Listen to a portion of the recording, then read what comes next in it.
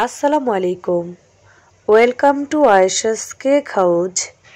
আজকে ঝটপট একটা কেকের ডিজাইন দেখাবো আপনাদের সাথে।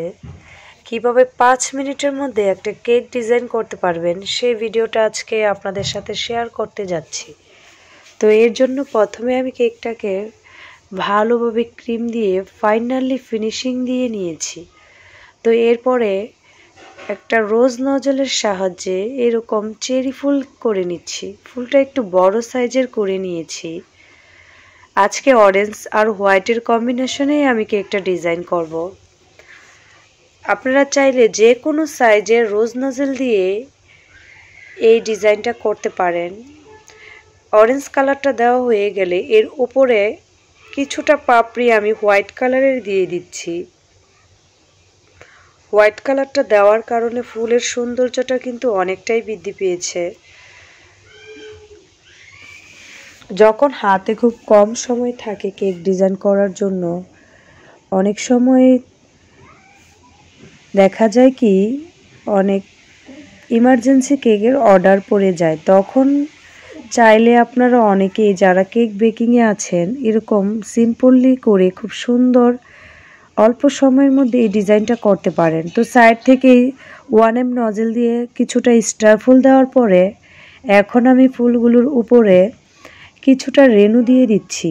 বড় ফুলগুলাতে দিয়েছি, এবার সাইডে 1M নজল দিয়ে যে ফুল তৈরি করেছি সেটার মধ্যেও কিছুটা রেনু দিচ্ছি। এতে করে কিন্তু কেকের লুকটা অনেক বেশি সুন্দর লাগছে। কথা বলতে বলতে সম্পূর্ণ কেকটা কিন্তু ডিজাইন করা হয়ে গেল। এখন আমি কেকটার উপরে নাম লিখে নেব। তো এখন আমি হুইপ ক্রিম দিয়ে এই কেকটার উপরে নাম লিখব। কিছুটা অরেঞ্জ ক্রিম একটা পাইপিং ব্যাগের নিয়ে নিয়েছি। এখন আমি নাম লিখে নিচ্ছি। এই কাজটা আসলেই অনেক প্রথম যখন করতাম খুবই এত একটা সহজ মনে হতো না। উপরে কেকের উপরে ক্রিম দিয়ে লেখা। তো প্রথম যখন শুরুতে ছিলাম আমি চকলেট দিয়ে নাম লিখতাম। আমার কাছে চকলেটের চাইতে ক্রিম দিয়ে এইভাবে কেকের উপরে নাম লিখলে অনেকটা সুন্দর হয়, দেখতেও ভালো লাগে। তো পুরো কেকটা কভার করা হয়ে গেছে, কিন্তু সাইডে কীরকম জানি দেখা যাচ্ছে।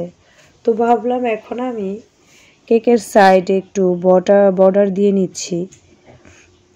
তো এর জন্য আমি 1M নজল দিয়েই এরকম স্টার ফুল করে দিচ্ছি অরেঞ্জ কালার দিয়ে। হোয়াইটের আর অরেঞ্জের কম্বিনেশন পুরো কেকটা দেখতে সুন্দর লাগছে। আসলে কেকের সৌন্দর্যটা ফুটে ওঠে কালার কম্বিনেশনের উপরে। আপনি কীরকম কালার চুজ করতে পারছেন সেটার উপর কেকের সৌন্দর্যটা নির্ভর করে। তো এখন আমি কিছুটা ছোট সাইজের সুইট বল দিয়ে দিলাম উপরে। এবার সাদা ফুলগুলোর উপরে কিছুটা বড় সাইজের সুইট বল দিয়ে দিচ্ছি, লুকটা যাতে দেখতে আরও বেশি সুন্দর লাগে। তো ব্যাস হয়ে গেল খুব সুন্দর এবং সহজ একটা কেকের ডিজাইন, কিন্তু ডিজাইনটা খুব সুন্দর।